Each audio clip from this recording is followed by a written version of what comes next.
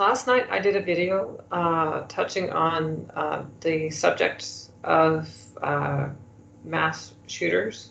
I want to pursue this subject, and so I've invited my good friend Michael, otherwise known as King Michael. And I've known him for quite a few years. I think it's And been like, yeah. yeah, I think Facebook showed the anniversary, yeah. So I want to say it feels like 8 years. Yeah, I know. Well, dealing with me is very, very stressful. Yeah. You were a saint. You deserve nothing but praise for putting up with my nonsense for 4 years. So, Your nonsense, yes. I am tired of cat pics. That's what it is. oh, well, yeah. Don't you worry. Raven hears me. Unsolicited pussy pics. That's what that is. Oh yeah, I know them pussy pics, girls. And when I say pussy pics, I literally mean pictures of your cat. I'm not interested in the other thing. Well, I am, but you know what I mean. I want to see cats. Yeah. Okay. Like, show me your pussy. Yeah. All right. So tell everybody who you are. I am Michael, and I am a reverend in the Universal Life Church and a Discordian Pope. So you could say I'm a man of the cloth. Nice. I'm a very wise man of the cloth. Come to me for all your cult needs. That sounds enticing. So. I don't know. I mean, I'm disabled, and I don't do much of anything because of my disability, but that gives me the opportunity to read and think a lot, and I'm very interested, I guess, in religion, in mythology, and in recent American political history from roughly the 50s until the 90s. And I'm still catching up on the Bush and Obama years. That makes sense. But you have made quite a few observations too, though. So like, it's not like you haven't been here. It's not like you've been out of time. And I think that's very valuable because you're a little bit older than I am. So maybe you've seen some of these political games that our leaders have been playing. You've seen them before, and it's like they're trying it out on a new generation, and they always do. That's why they hate older voters. So yeah, I mean, I'm 40 years old, so I'm fairly old, I suppose. And so I lived through the Reagan years. I lived through, the first Bush administration, the Clinton administration, W, Obama, and now Trump. And so I've lived, and I was born under Carter though, but I've lived under what I would consider to be a very corrupt machine. I like Carter, but I think Reagan and anything post Reagan is very, very corrupt. And so that's kind of where my perspective lies. So that's going to piss off a lot of Republicans, a lot of conservatives that think that, All right, well, at ML Foley on Twitter, feel free to send me all your hate. I welcome it, so I can laugh. Yeah. Don't see how Reagan is your dad and your daddy, because I don't care. I honestly, I don't know enough about Reagan. I know, like, I've seen videos. I know that he was much like Obama. He was very charismatic, and people felt like they were talking to a real person. Like, this isn't just a politician. This is a real person in office. Right. But my feeling, though, is that Reagan was still an actor. He never stopped acting. Right, exactly. He was a B-movie actor in the 50s in a lot of Westerns and stuff. And, well, I shouldn't say B-movie. I mean, he starred in, I think it was Rio Bravo with Earl Flynn about, John Ford, who was, John Brown, sorry, who was the martyr for abolitionism in West Virginia, I think. So like he was in a lot of popular movies, and then he was the governor of California, and he was very popular there, but he started out with a lot of very racist opinions, and it just kind of got worse from there. Do you want me to elaborate on that, or? You can. I don't want to get too far off topic, but yeah, go ahead. Right. Well, basically, when the SLA kidnapped Patty Hearst, they demanded, Reagan was governor of California at the time, they demanded that grocery stores give food to the underprivileged, to the homeless, people on welfare, things like that. And Reagan said something along the lines of, I hope they all get botulism or something like that from the free food that they were being given. He also started the welfare queen slur that implied, and there's a great book out now about the welfare queen that I highly recommend, but it implied that like all people on welfare, especially African Americans, were living high on the hog and had Cadillacs, and were raking in millions of dollars on the government dime.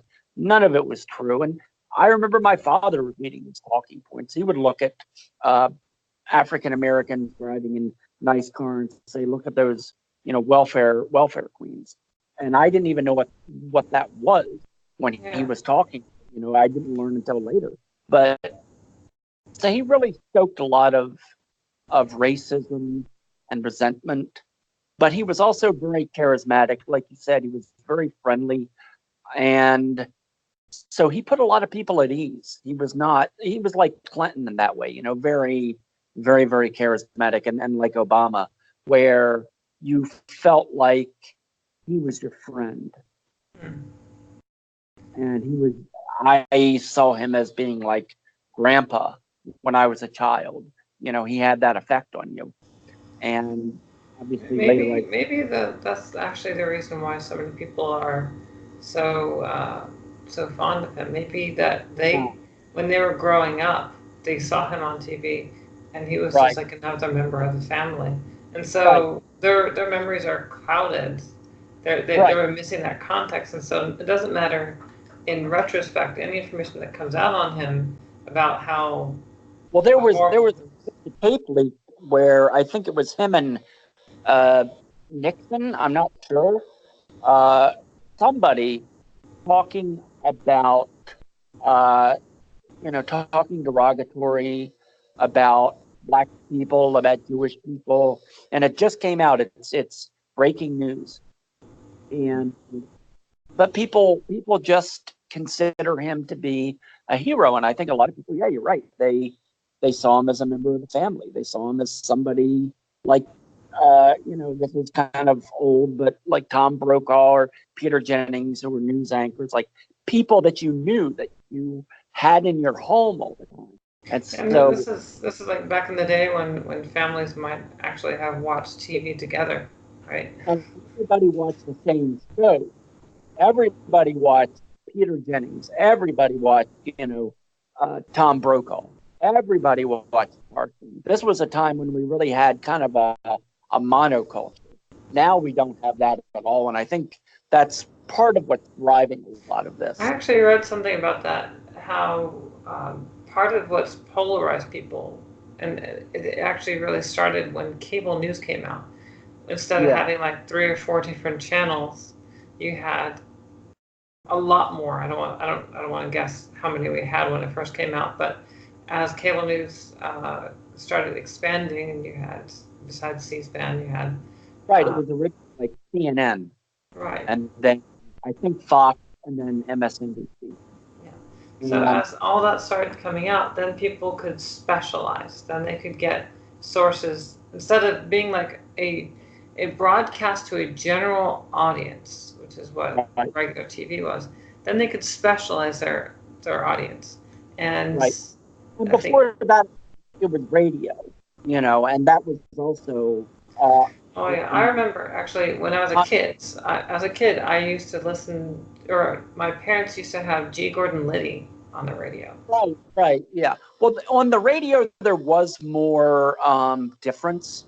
There was definitely more, especially with right-wing talk radio. But on television, but I'm thinking radio like back in the 50s, where Oh, you had 60s, where you had this real monoculture, and you watch the same guys every night, and everybody in the country got the same information, and you could decide what you wanted to believe based upon that information. and so there was a perception. I heard about this. Like there was a perception in that time that it was unbiased, and that they're giving you unfiltered information, and you just decide from what they present you how to take that information.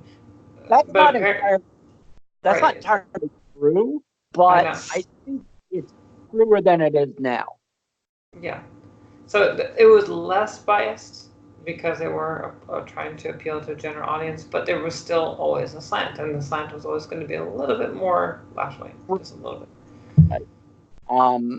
And you didn't have a big part of the problem, I think, now is with journalists, we have activists, and they're all over the place, whether it's for Breitbart or BuzzFeed, and it contributes to this whole this culture that we have in which everything is separated. Everybody lives in their own separate worlds. Robert Anton Wilson would talk about this back in the 70s and 80s and call it your reality tunnel. And what's that? I know that name from somewhere. Where do I know that name? He wrote Illuminatus. He was involved. I've posted about him, so you probably know him. Yeah, probably. Yeah, and so he would call it your reality tunnel. What the thinker thinks, or what the believer believes, what the thinker thinks, the prover proves, and that is basically, we all, if we decide that this is the reality, then we'll find the facts to validate that reality. Right, kind of like when they say that Trump is racist, and so they find racism even where racism isn't present. So it's an extreme form of confirmation bias to where they're generating illusions, images from nothing, and they have to redefine terms in such twisted ways just to get the results that they want. So that when Trump talks about, Oh, I'm sorry. Go ahead. I'm sorry. I was gonna say, like when Trump talks about the rat infestation in Baltimore, he's literally talking about a rat infestation in Baltimore. That's a real thing, but instead they interpreted that as, well, rat must mean black, which itself, if you assume that, then you're probably racist yourself. But yeah, there were on my Twitter feed, there were all these people saying, oh, the people of Baltimore are wonderful and good and blah, blah, blah. And it's like, Trump wasn't talking about the poor people. He wasn't talking about the African Americans in the slums. He was talking about the slums. He was saying, well, these Democrats are keeping, these African American people in these slums. They're not making the slums any better. They're not doing anything to drive out the crime. They're not doing anything to make the buildings more habitable. And he's a hypocrite because he was also a slumlord, and is, so it's all so ridiculous. But he wasn't talking about human beings. Where he was talking about government human beings, but he wasn't talking about the people living in, the slums. He wasn't talking about them and saying that they're filthy or anything like that. He was saying, just like in California, look around. The government is doing nothing. They're banning plastic straws while people are sitting in the streets, and there's homelessness everywhere, and medieval plagues are coming back. It's crazy, the hypocrisy and the twisted priorities. And I think that the priorities are they're all meant to give them, it's all brownie points. They're just trying to score points with the people without actually addressing the real people that matter. Maybe they don't care. Maybe the homeless they don't care about because homeless people don't vote. Right. Yeah. People don't care about the homeless. Yeah. And, some people put up this false front that they do, but they really don't. If they did, they would be advocating, you wouldn't have any of these NIMBY liberals, not in my backyard types that don't want homeless shelters and low-income housing. And, we have that around here where I live. It's a very progressive town. We have, it's gay people everywhere and, pride flags everywhere. But there's still this whole, I don't want these homeless people to have a home near my place. Right. I don't want them around me. Build it somewhere else. Right. But I also don't want them in the streets. I don't want them sleeping in the park. I don't want them coming into my place of business to use the restroom and not buying anything. But I also don't want them to live anywhere near me. So you're not going to solve it. I want to mention, I think I remember reading that in Utah, they solved some of the homeless problem by giving the homeless people homes. So they took apartments that no one's living in, and then let them live there rent free, which is interesting because I thought that Utah was a Republican state. Am I wrong about that? I think it was Oregon. I think it was a Portland, Oregon. I know it happened in Utah. Okay, maybe it did. Maybe it did, and I'm wrong. That is definitely a solution. You have to give these people a leg up. They have to have a home in order to go to job interviews. They have to have a phone to get calls. They have to have an address for mail. They have to buy clothes. Like, it's a whole process. And they don't want to give these people a bone at all, and it's both sides. It is both sides. Yeah, the Republicans are a bunch of bastards that only care about the rich, but so are the Democrats. It's the same thing. So it was Utah. Okay. Now, I'm not sure if that's still the case, because this article's from 2015. Do you follow Elizabeth Bruenig? The Washington Post woman on Twitter? Yeah, I do too. So she had posted about this maybe a couple of years ago. I don't remember. But yeah. So it makes sense, though, by the way, that they would give homes to the homeless, because if you don't have a home, how are you going to get to the job, right?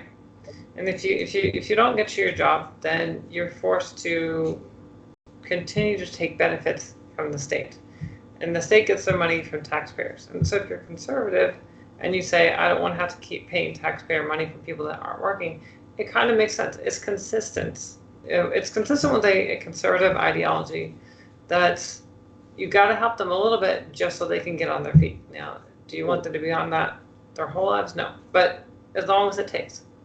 That is consistent with conservative principles, and that includes also those that have families. So for food stamps and single mothers and things like that, these people need clothes. They need usually vehicles. They need health insurance so that if they get sick, they can be treated.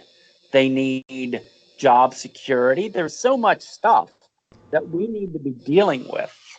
Right. So blaming. Ostensibly, the conservatives believe in the American family, and they're anti-abortion. And Right, if that's really true, then why would they fight against raising the wages? right, Because the reality is, if you can't make ends meet, right, you're going to either rely more on the state, or you're going to be working more. If you're yeah, working more, you're spending less time with your kids. Conservatives always say that whenever their kids mess up and they go to prison, it's your fault, you're a bad parent. Well, right. really, who's to blame? It's the system, because they couldn't be good Oh, parents, right? So absolutely. all this is tied in together, and I think that there really aren't very many good conservatives out there that think like that. Instead, what they do is they focus on the outside. They look at external forces and say there's something wrong from without, trying to get in, trying to destabilize. And so that's where the immigration debate comes in, which I think that the immigration thing is kind of a little bit more complicated. I strongly suspect that it has to do with the fact that we have declining birth rates and an aging population, and who's going to pay into Social Security if we're not making more of ourselves, right? I think that's actually why we've allowed a more permeable border this whole time. But no one wants to talk about that. But I, instead, they're ramping up the. Go ahead. oh no, I was just going to say, I also think that it's of benefit to both conservatives and liberals who are in the pockets of corporations to have these people working at substandard wages. That's They're another not. thing. It contributes to our slave-based economy, because we never got rid of our taste for slavery. That's No, we that's didn't. Prison. we Kamala Harris had some guy in there for fucking. She wanted to make these prisoners into free labor firemen. right. And fortunately, Wonder Woman called her out on that, and I was excited about that. Oh, I I'm sorry. Can I cuss? I'm sorry. Yeah, go right I ahead.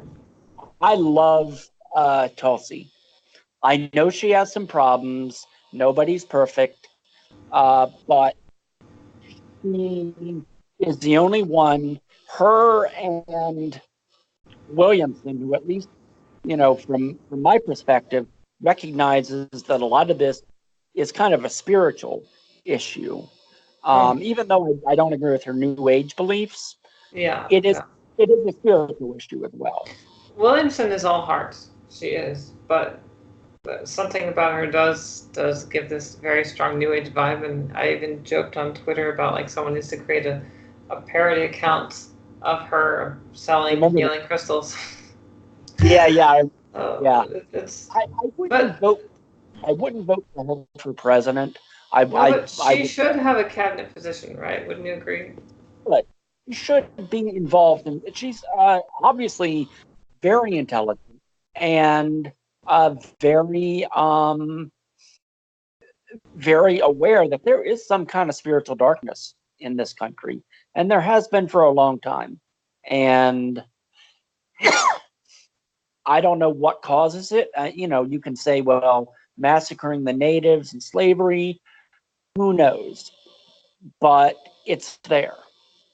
And to your point about conservatives and the family and all that, conservatives claim to believe in Jesus Christ and all of this, but really what they worship is mammon.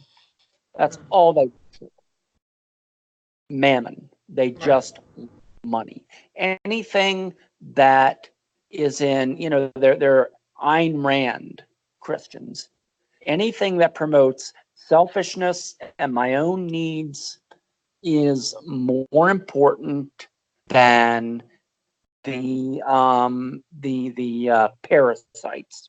So I think this is actually where it ties into the tribalism. It ultimately comes down to security, and they're putting the security of themselves and their families first, and then it goes from family to their people, their tribe, right? And so that's at the exclusion of other tribes. But of course, the left does the exact same thing. Yep. Only the weird thing is, people that you would think are outside their tribes are the ones they tend to put first. So that's where you have like the white guilt come in. Right. And they, in the process of behaving that way, they end up alienating their own, and those people end up moving further right. Yeah. Yeah. So this is actually the subject I really want to touch on, and that is the polarization of our country and how that has affected young impressionable minds. And Right. I'm wondering like what are your observations on that? Well, it's really difficult because I number one, I don't really think it's going to heal. I think it's just going to get worse. And I think 2020, no matter what happens, is going to be a shit show. If Trump wins again, the left is going to go crazy. If Trump loses, the right is going to go crazy. So, prepare yourself for that. I think, again, a lot of it is kind of, you don't have a family and you don't have a spiritual core to inform you of what is right. And so you get caught up in all of this partisan trickery, and like you said earlier, illusions of Trump is a racist, or the other one from the right is everybody is a socialist, and Obama is a Muslim gay socialist, and all of this lunacy. So it's both sides that play these games, labeling everyone that they don't like in the worst possible light. And people who don't have any kind of moral foundation and don't have any kind of family foundation are going to seek out acceptance elsewhere. And So that's actually, I want to ask you about that. So the family foundation. What is the family foundation? Especially in an era where gender roles are being challenged. Like the first saying that men and women can exchange roles, or that there's no such thing as being a man or being a woman, that it's just a label that you attach to things. Like, how do you think that affects people's psychology? I I'm not sure because on one hand, obviously, I want to be uh, very clear that I don't hate transgender people or any of that. But on the other hand, I think that there is something to just denying all definitions that, again, it comes back to the reality tunnel. You deny that reality is real. You deny that there's any objective truth, and then get enraged when somebody holds to a truth that you don't hold to. So that's kind of a point of hypocrisy. But as far as gender roles and family, I think a family, it's not just mom and dad and the kids. That's the American family, or I should say that's the cultural American So family. you're referring to the nuclear family. So What's that? the nuclear family in contrast with the extended family, right? Right, exactly. That is very much a modern construct, and it's never really been the norm. I think it was always more of a sitcom trope than it really was a reality. People have always lived with extended families, So and go ahead. let me ask you, like, yeah, yes, we do see that in sitcoms, and whenever we see, for example, in-laws in sitcoms, the other partner hates the in-laws. They always have a problem with the in-laws, right? Exactly. So instead of looking at your wife's mother or father as your own mother or father, you look at They're them as a heel, something that's just going to get on your nerves. and try and encroach on your personal, your private rights, tell you how to run your household, right? And Right. I think this actually, it ties in with our sense of individuality, but also it also ties into the disintegration or the what's the word? I don't even know how to say that, a simple word, but basically walking away from tradition, right? So instead of, we're going to follow traditions that's passed down from generation, we're going to start our own traditions. We're going to do our own thing. We're going to move thousands of miles away from our families and create our own family, create our own little thing. And we don't want others telling us how to do what we want to do, how to live our own lives. And Right. I know the LGBT community has run with that and gone Yeah. beyond that and completely reinvented what family means to them. Right. So I don't necessarily think that that's a bad thing, but you still need to have some kind of roots. You still need to have some kind of base to grow from, because a lot of modern relationships seem to be two individuals that come together and then remain individuals, and they don't accommodate the other. They consider accommodating the other or his or her family as some sort of, like you said, the mother-in-law tropes, as some sort of negative thing that infringes upon their liberty. And so people break up because people can't make compromises. People aren't going to stop doing things that their partner doesn't like, whatever it may be. I mean, it may be a guy looking at porn, or it may be a girl sleeping around, or it may just be a guy drinking too much, or who knows. But there's always got to be compromises. People don't want to make compromises anymore. People don't want to, in any area of life, it is completely individualistic. So, in other words, the whole concept of like for better or for worse in marriage, it's more like, no, it's my way or the highway.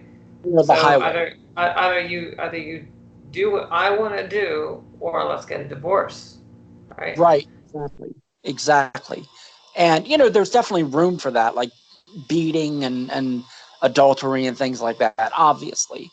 But people just treat divorce as just another tool to deal with an unwanted person.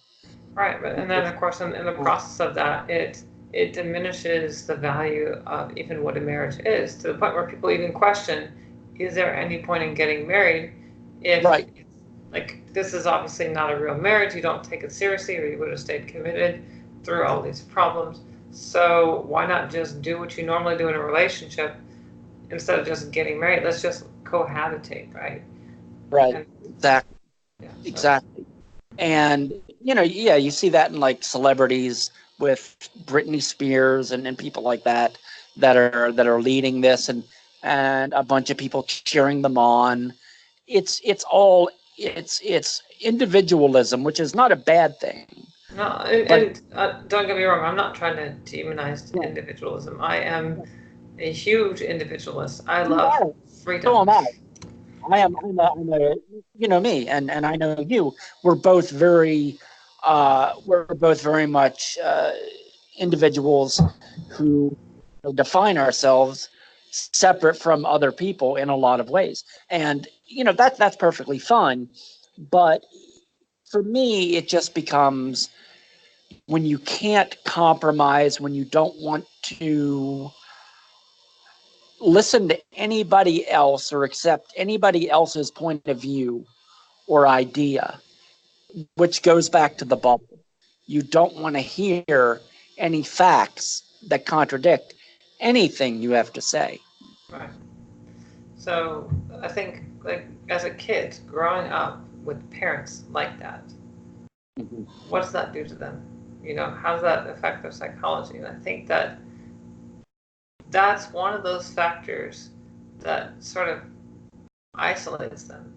They don't see any attachments between parents, right? Those two parents don't really care about each other enough to really work together, even as a single unit. They're always fighting with each other. And so if you don't see parents respecting and working together, then how do you relate to your own parents? And if you can't relate to your parents, how do you relate to society? And how do you relate to your wife, your husband? You can't. Or I shouldn't say you can't. I mean, a It lot of makes it people very hard. film it, Because but so the thing is, a lot of our abilities we take for granted, but it's most of our abilities are learned. They're all socialized. So you see someone behave a certain way, and you learn to behave that way, for better or worse, right? So especially when you're a child, when you're a yeah, toddler, infant. that's exactly it. So when you're most impressionable, when your brain is soaking in everything around you, right? Mom is screaming at dad, dad is screaming at mom.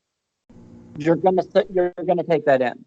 It's just gonna be how you perceive the world, and So you perceive it in a competitive, combative way.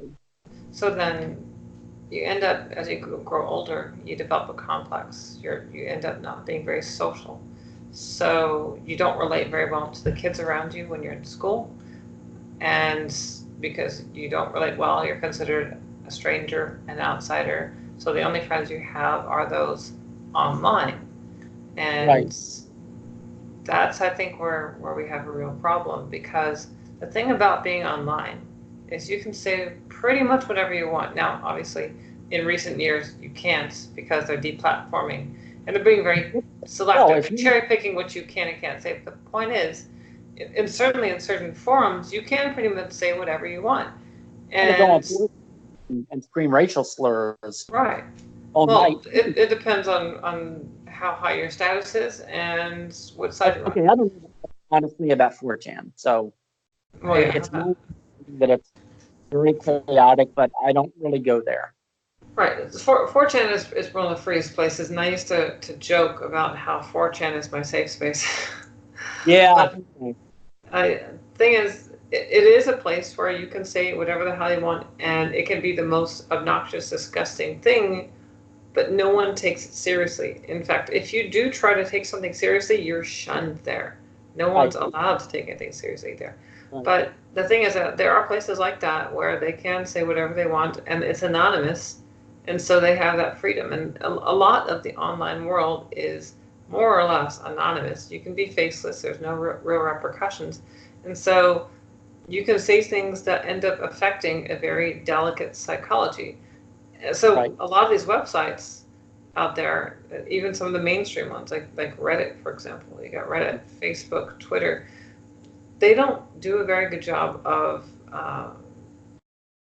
preventing people from different ages being on their platform. So like, I think the minimum age is like 13. Maybe I'm wrong, but I think that's on average, that's about right. And so 13 years old is a very impressionable time. Yeah, it is very impressionable. This is why we're seeing rapid onset gender dysphoria with kids on Tumblr and Reddit and so many other websites that get to speak freely about a subject they don't even really understand. And then, well, I just lost my train of thought. Someone just popped up something.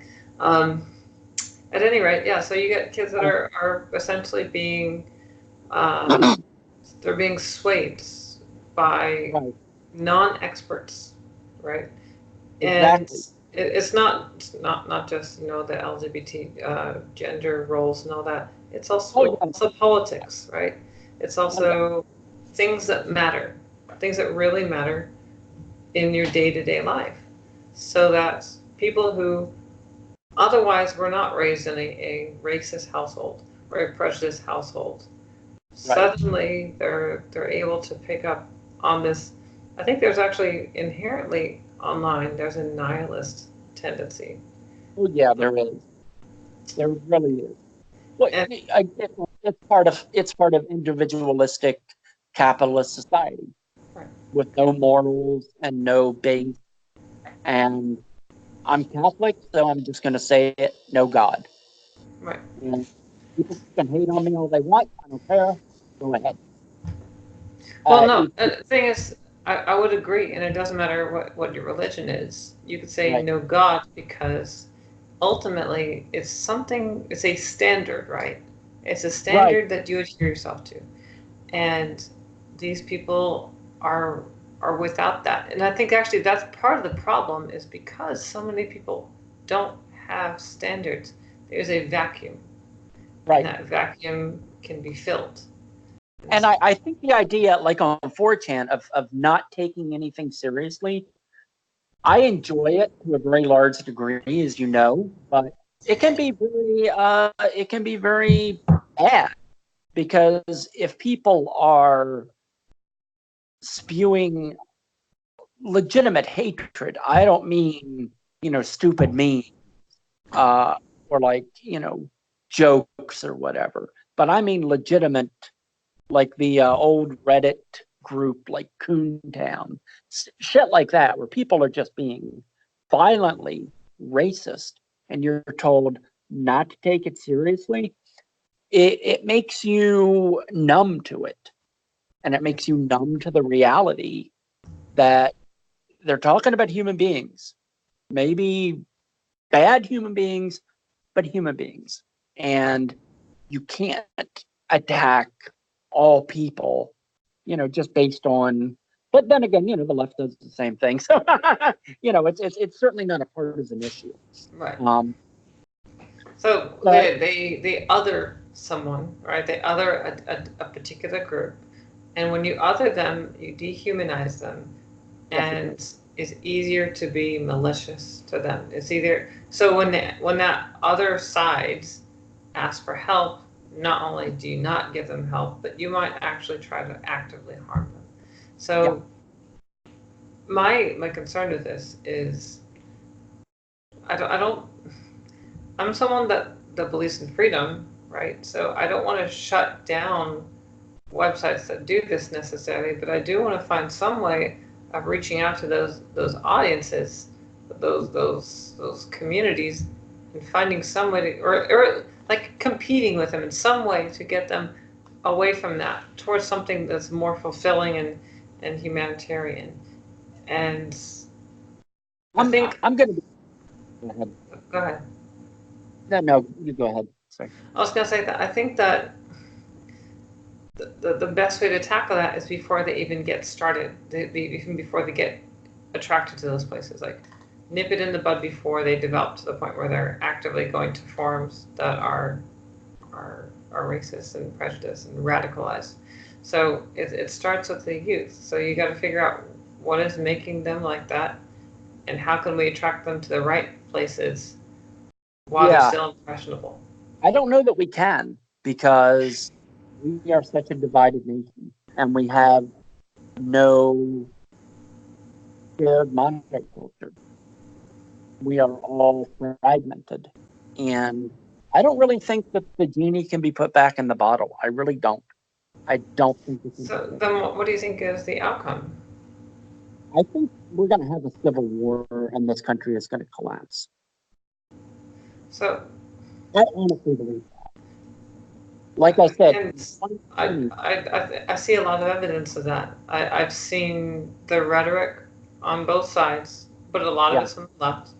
And I think a lot of what happens on the right is a response to the left. It's a reaction to the left, and they overreact. And the right always gives a disproportionate response, right? So you slap someone on the right, they break your nose, right? I think that's how it goes. So that's I think you're right about that, and I also am concerned of a civil war. I'm concerned about assholes like Brent and Terrence, who have gone out of their way to release a manifesto, encouraging others to follow what they've done, like to imitate them, and specifically for the goal of having a civil war. For exactly what's going on right now, where people are talking about gun control, trying to take away guns, and the left says, people on the left will say, oh no, it's not about taking away guns, it's just about background checks. No, that's not true. That's not true. Maybe some, but that's a You're lot right. of yeah, a lot of people just don't think that civilians should have guns, and I think Which makes that's sense because the cops are all racist and murdering, right. and The which cops they are are. all racist. You The know, cop, I don't. every single police officer is racist, and Donald Trump is literally Hitler, who has Right. control. He's the commander in chief of the armed forces. So obviously, we want to make sure only these people have the guns. That makes I know perfect. it's total disconnect. It makes no sense. It makes no sense whatsoever. Um, I don't really, like I said, I don't think the genie can be put back in the bottle. And I think 2020, we're going to have a civil war. I think that's what's going to happen. Okay, And so let me ask you another thing now. This is maybe towards one of your interests, but do you believe, and I do, I believe that some of this is by design. Some of oh, this was pre-planned out to oh yeah, divide the United States. I oh, honestly think that my opinion is the very thing that's happening to us right now is actually a lot of it is what happened in the Middle East to destabilize the Middle East. It's our I, tactic being used back against us. yep, I agree. I agree. But it's different. It's playing on liberal smug superiority and Republican smug patriotism, and making both of these groups see the other as the enemy and refusing to work with the other and just continuing to push and push and push and push until it until it collapses. And I think it started with Occupy Wall Street. I mean, it's been going on for a long time. There have been a number of CIA and FBI programs like COINTELPRO and MK Ultra and things like that to bring people uh, in line, control people, and feel.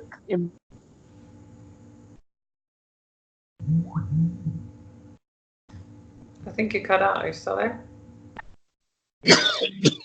As a Sorry, you now. just cut out. Can you repeat the last 30 seconds? Yeah, I'm sorry. I said I was getting a message. I was getting a phone call, and I hung it up. It wasn't from anybody that I know, so it'll just be voicemail if it's anything important. Um, so what was I saying? So COINTELPRO, right? Oh, You're right, talking about all those different programs.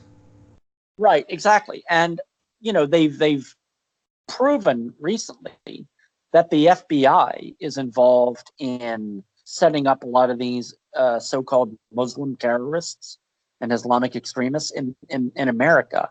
They'll they'll give them they'll indoctrinate them in this, and they did the exact same thing in like you said in the Middle East, in these radical Islamic beliefs.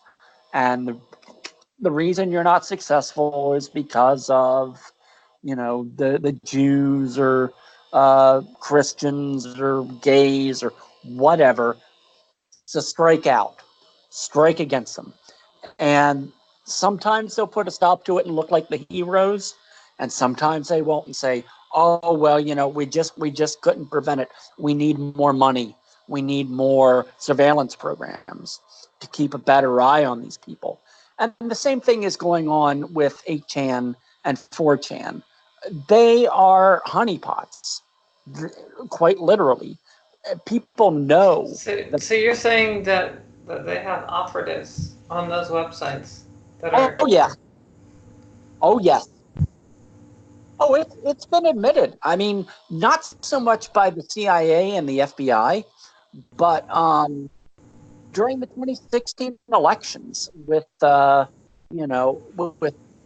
Media Matters, David Brock people, they had those people out all over social media, Reddit, and there's an article, uh, "Be Nice to Hillary Clinton Online," or "Trolls Will Come for You," early in the election cycle, that talked about this. They were all over. Well, I do remember things like that, although I didn't know there was a connection to, say, the Department of Justice, right? I, So, that's my speculation, simply because they've done these games before, and a lot of people. Again, I'm not really an 8chan person or a 4chan person. It's very confusing to me, and I'm an old man. I prefer Usenet, and the chance of coming across people who find actual child porn or actual animal abuse or child abuse funny is just too great. I can't look through it. I just can't do it. I could never look at those shock sites like Rotten or any of that. I find all that just completely distasteful. So yeah. I don't know that much about Chan culture myself. um, but a lot of people that I know that are involved in it say that it's pretty clear that there are feds involved. The in fact I think it was either the El Paso shooter or the Dayton shooter, one of the two. I think it was the El Paso shooter, because he was on 8chan. The FBI said, "Oh, we knew who he was, but we didn't get to him in time." Well, we were following him on social media. We just didn't get to him in time. And how were they following him? Well, they were following him on 8chan, and they were probably instigating a lot of this because they did it with so-called Muslim terrorists. That's actually interesting you mentioned that. Part of me suspects that these young shooters are being conditioned into a particular mindset. That if you, I've even, so I've even written out a scenario before about how, not even just 8chan or 4chan or any of that, but how even on regular social media, if you were to hijack the interface, you have let's say a bogus Facebook account, right? If you really want to, if you really, really want to radicalize someone, you find out what social media accounts they use, and you tweak the algorithm so that they're, so that when they post something, fewer people see what they're posting, and so they don't get their fix. They don't get their dopamine rush. They don't get their likes, shares, comments. That's shadow banning. Right. Twitter admits it does. Sure, I know, but instead of Twitter doing that or Facebook doing that, you have another influence doing that. And yeah, absolutely, that maybe these people did say something that flagged them from the algorithms that said, okay, this person's a risk. We don't want them interacting with others and causing them to spew hate. So let's shadow ban them and make them into ghosts. But in any case, let's say you have effectively a shadow ban where you can do things and you basically are a ghost, right? So no matter what you do, you can see other people's behaviors, but you can't interact with them yourself. In the meanwhile, though, there are advertisements. You know how Facebook has custom advertisements. And you get the right advertisements at the right time to pop up, and then you get interested and you click on them, and then potentially you could lead them along a particular path towards radicalization. Like one thing leads to another. With tracking with cookies, you can. I'm not a tech guy, so I'm going to say that sounds reasonable. Maybe somebody who's more of a tech person would know, but I think that's definitely feasible. Yeah, definitely. So that's the thing that I think is possible. Now, I'm not saying that all these shooters were engineered, but I have to wonder because some of them didn't have the money or the resources to get, say, bulletproof vests and all those guns and ammo. And then the question is, where do they get it? And there's information that we don't know about. Like there must be some groups that they've been to. So we're talking about the FBI provided them with everything. Like there was one guy, they literally provided him with a bunch of fertilizer and a van so that he could blow things up. I've been posting about this on Twitter, and I think it was Loki, just Loki or something like that, who was posting about it as well. Um, and so I've retweeted him. I'll find the article later if you want me to. When we Yeah. get off, I'm going to charge to my phone. But yeah, so the FBI provided all this stuff for this guy. Said, hey, here's a truck, here's a nice moving van, here's some fertilizer. Go You have. know that reminds me of the Whitest Kids You Know skit with crack, I where don't. they're showing them introducing crack, and Oh, they're like, crack. yeah, like so, like there's this guy in the street. They just happened to meet him, and they're like, "Hey, we have this stuff. Let's give it to you for free. It'll help pay Right. for your college and everything." And they're like, "Yeah, we've got more of this stuff if you need it." And it was a little funny satire because I think that a lot of people know that our government has something to do with the crack Oh, they epidemic. do. Oh yeah. I mean, Gary Webb exposed that, and but they don't do that anymore. So you could trust the CIA now. Yeah, so I this opium epidemic, completely artificial, or not artificial, completely natural. No interference from feds. Yeah, Right, exactly. Right. Like with this, I think it was the El Paso shooter. Oh, we knew who he was. We just didn't get to him in time. Right. And this guy has his father is a new age psychiatrist quack yeah, I with saw the video. with ties to uh, John of God, I think it is Yeah, the human traffic. I mean, you look at all these people like the guy in Vegas. He worked for, I think it was Lockheed Martin. I mean, these people are being set up. yeah. It's really obvious, and that's why the FBI just came out. You need to report all these conspiracy theorists because they're a clear and present danger. What? Seriously? You didn't. I never heard about that one. That's actually scary. The So FBI just put out a thing saying, "Oh yeah, these conspiracy theorists. It's a form of terrorism. These conspiracy extremists." so people that are drawing connections, and so Yeah, here's how it goes. Like you want to control the information. You want to control what people know. So what limited information they have, what connections they make, you're telling them they right, can't even do that much. No, right, exactly. instead people are just supposed to take absolutely 100% your word for it about what happened. Yes, Really?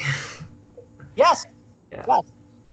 From the FBI that brought you, COINTELPRO and uh, WMDs are real, and all this nonsense. For years, they were the people that they were involved in all kinds of drug trafficking. Yeah, we're supposed to believe them. I was in a thread on Twitter recently with people talking about MK Ultra, and they're like, "Oh, there's no evidence that it's happening now." And I brought up a couple articles saying zero evidence, and it talked about how in the war on terror they were talking about bringing it back, and in like 1980 a guy a Navy intelligence guy spoke at NATO and said that the Navy was actively training sociopaths from prison for targeted assassinations. And then the next day the Navy came out and said, "Oh no, that's not true. We don't know what this is about. This is crazy talk." At NATO, the Alex Jones of geopolitical affairs. Yeah.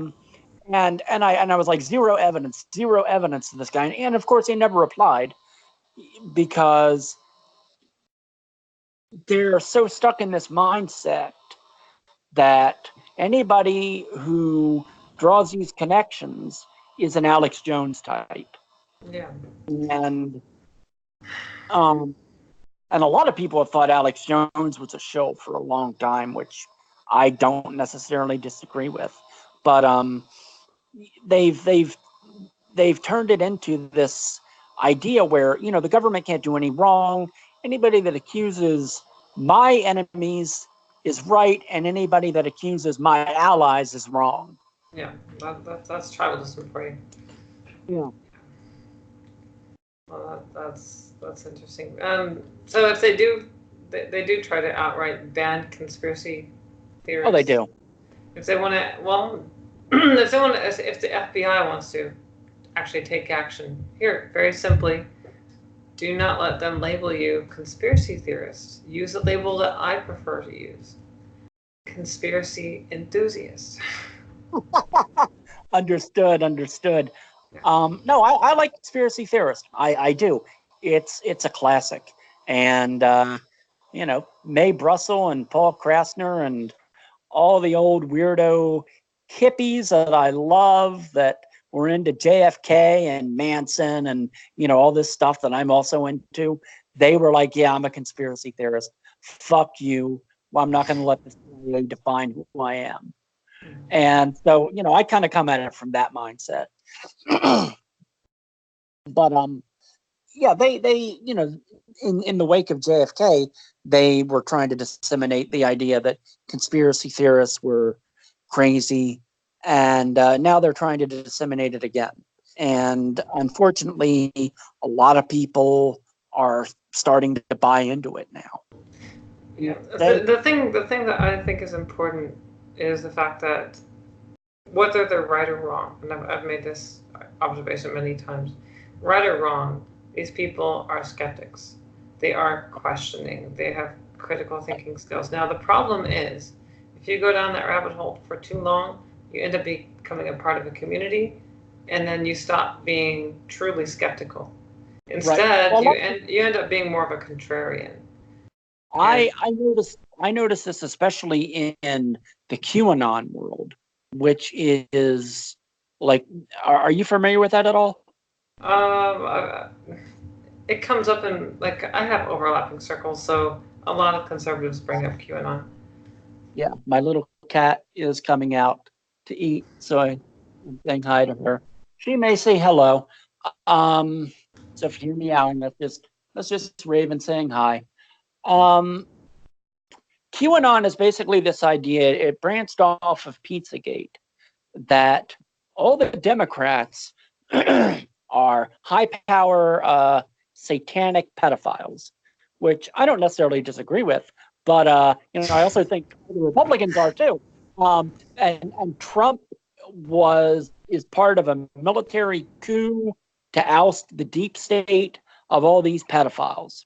That is literally QAnon. And it just gets crazier from there. They've been predicting, and it has become a cult. They've been predicting that Hillary Clinton and John Podesta and Barack Obama are all going to be arrested and executed at Gitmo. And I've heard a lot of crap like that too. I think it's more of like it's almost a fetish. Actually. Yeah, it is. It is. I mean, if they arrested all those bastards for all their war crimes, I'd be the first man celebrating. But it's a delusion, and it's a cult. And so a lot of conspiracy theory, unfortunately, if you get too far into it and you start believing in what Robert Anton Wilson called your own BS, your own belief system, you start to believe your own BS, your own belief system. And then whatever the thinker thinks, the prover proves. So if Trump is doing something, well, that's proof that Trump is defeating the pedophiles. And if Hillary does something, Hillary's terrified because she's going to be exposed as a pedophile. And it's just lunacy. And a lot of these, if you go too far into the UFO community or the Manson community, the JFK community, a lot of it does become cultish. And QAnon has been responsible. Now, how much of it is Fed-based, I don't know. But for one guy opening fire on a military base and another guy murdering a mafia godfather in New York because Wow. he thought the guy was part of the deep state. I'm not joking. Well, It's that's pretty. that's actually interesting because it's very convenient. It's a nice way to get someone to do your dirty work, right? Right, exactly. Um, so again, I don't know enough about my source is on a lot of this stuff. Aside from the news articles, is this group called the QAnon podcast, which are these, but they're very liberal. Trump is a white supremacist types, but they investigate QAnon. They make fun of it, but it's from a very left wing position. And they're nice guys and all, but they don't believe in any of it. They don't believe that it's at all possible that these programs that the FBI used to engage in with the Panthers and things like that are still going on, or that's where the thread was with one of those guys, that MK Ultra is still going on. They're very opposed to anything like that. So if you say, well, maybe this is the FBI is, cultivating some of these guys to crack down on conspiracy theorists as a whole. Oh no, that's not happening now. They don't do that anymore. That's Alex Jones. Alex Jones is dumb. So everybody's got a closed mind in these little bubbles, and that's another big part of. I mean, everybody's always had a closed mind. It's kind of an American tradition, I think, to be hard-headed and stick to your guns. But at this point, it's really very destructive because, again, we don't have a monoculture, we don't have a family, we don't have an objective base at all, or any agreed upon principles. So, So that's interesting because you would think that at the very least we agree on the Constitution, right? Our fundamental rights. You would think that But we would be don't. something. Yeah, well, no, we don't, and that's actually very dangerous. That Yeah, it we is. can't even agree that we have certain basic fundamental freedoms. Like, Right. Free speech, right to bear arms, right to not have to be subjected to invasive search and seizure, uh, probable cause, and all of these things have been uh, gotten rid of through the war on drugs and the war on terrorism. And who somebody's benefiting from this. Gee, I wonder who. The alphabet agencies. so So I want to ask you real quick. Actually, this is kind of off subject, but I'm actually going to have to hang up soonish. I'm at 13% right now. okay, all right. So 5 minutes. 5 minutes. I want to ask you something. The immigration thing, right? All these immigrants caravans coming through the border, and that of course it gives Trump something to talk about. right, He can continue to talk about the crisis at the border, and I think that we right. have had a border crisis for decades now. We And like have. I said, I think it has to do with our population dwindling. But Right. when we have these caravans coming in the thousands, and some of these are coming all the way from Africa, one Yeah, they has are. to ask the question, how are they getting here? Like, when I ask how are they getting here, who's funding them? Who's facilitating this? Who's because That's an anti-Semitic conspiracy theory because George Soros is involved in a lot of this stuff, but you can't say that because that's an anti-Semitic conspiracy theory. Alex Jones, thank you. yeah. Yeah, no, it's true. It's. I don't even know what the end goal is. I think a lot of it is just to invoke chaos and to just destabilize society. I And really, I think immigration is going to be that wedge that really splits the stone, right? And I think it's slavery was in the 1860s. or 1850s, or I don't know. I don't remember exactly when the Civil War happened. I'm It was not. 1860s. I mean, like, what was it, 1864 was Yeah. when the war ended. Am I wrong? Maybe I'm wrong. But I don't know. I don't know Civil War history very well. I don't have much of a good background when it comes to history, and I'd love to, but I am actually missing 7.5 years of primary school education because my parents kept me out of school. Well, they homeschooled me for 2.5 years, and Yeah. then nothing for 7.5 years because Wow. my father went back to work. My mother was supposed to continue to homeschool me. She didn't because, well, she never grew up, so she just wanted to do her thing. And my father had this impression that we were being educated. We weren't. Finally, I was, 15, 16 years old, and by that time, my parents divorced, kids were split up. I ended up living with my grandmother, and my grandmother's the one that put me into high school. So if not for my grandmother, I would not have graduated high school. But so I'm missing a huge chunk of information and details like when the war started. I don't have. Obviously I can rectify that now, and obviously I should. And I have been trying to rectify that as I've gotten older, try to fill in those gaps. What is that animal I keep hearing? I'm sorry. You're hearing. I don't want to say it's my cat because I don't own her. She is a neighborhood cat that just lives in the neighborhood, and I give her a place to stay when she wants to. And Girl, I want to see her. I want to see that girl. Hold on. It sounds like it's near me anyway. She's close by, but she's standing by the door. Oh, okay, all right. Yeah, she really just wants to go outside right now. I thought maybe she was like right at your feet or something, meowing at. Well, if I pick her up, she's going to be ticked off. She doesn't like people to pick her up. Yeah, she's a very independent cat. She's probably the cattiest cat I know. Oh, yeah.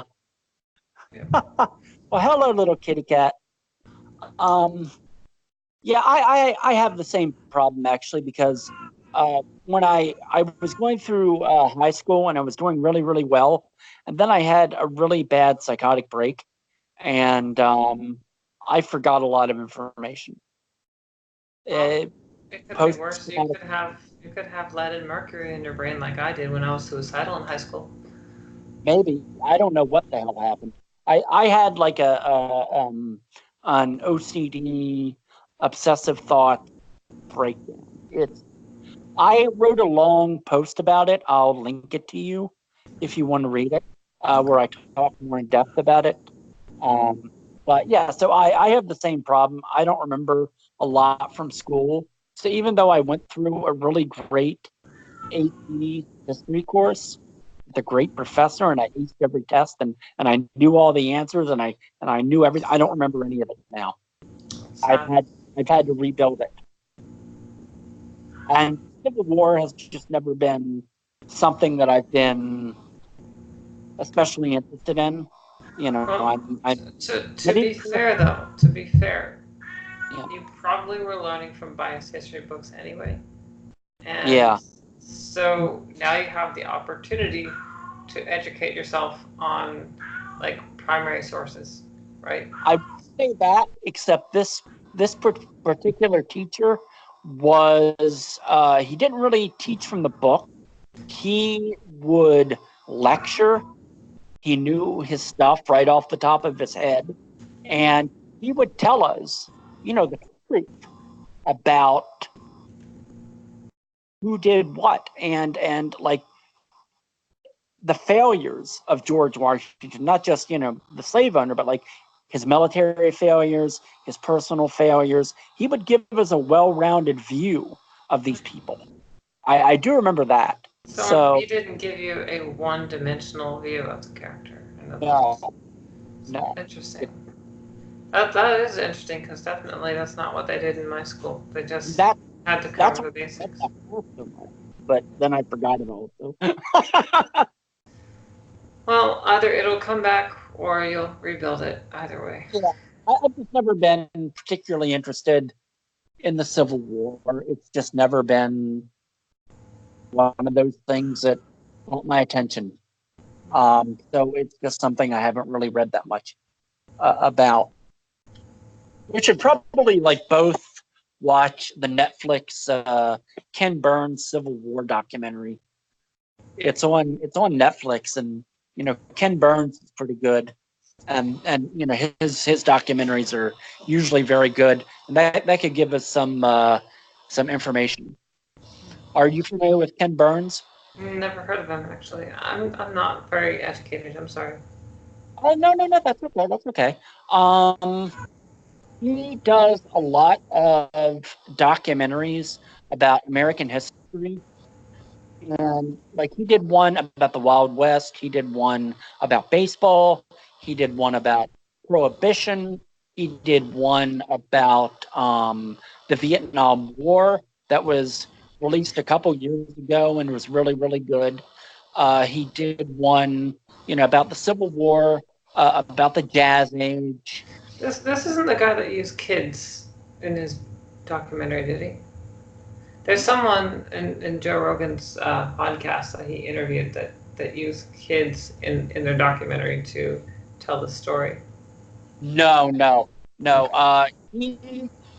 His documentaries, well, the Vietnam documentary obviously had men who served, and on all sides, like the Vietnamese people who were still living from North Vietnam and South Vietnam, and Vietnamese soldiers, Viet Cong soldiers, and South Vietnamese soldiers, and American soldiers, and generals, and uh, agents, and people like that were just all involved in the war.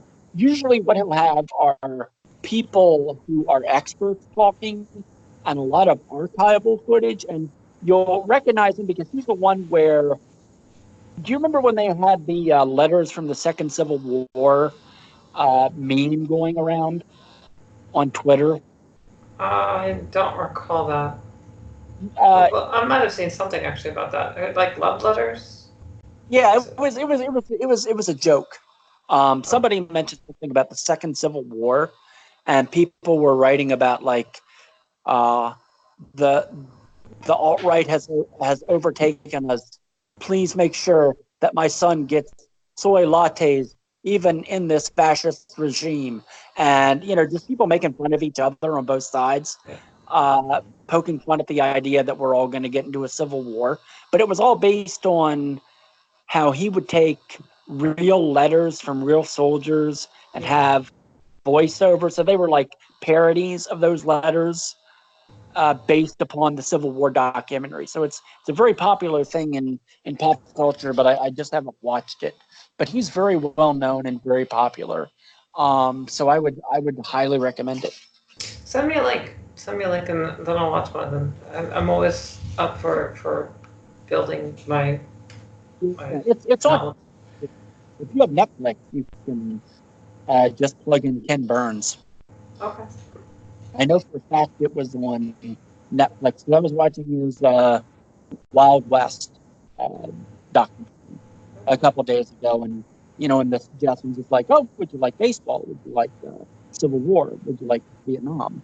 Um, so he he's definitely a good starting point, at least for both of us. Mm.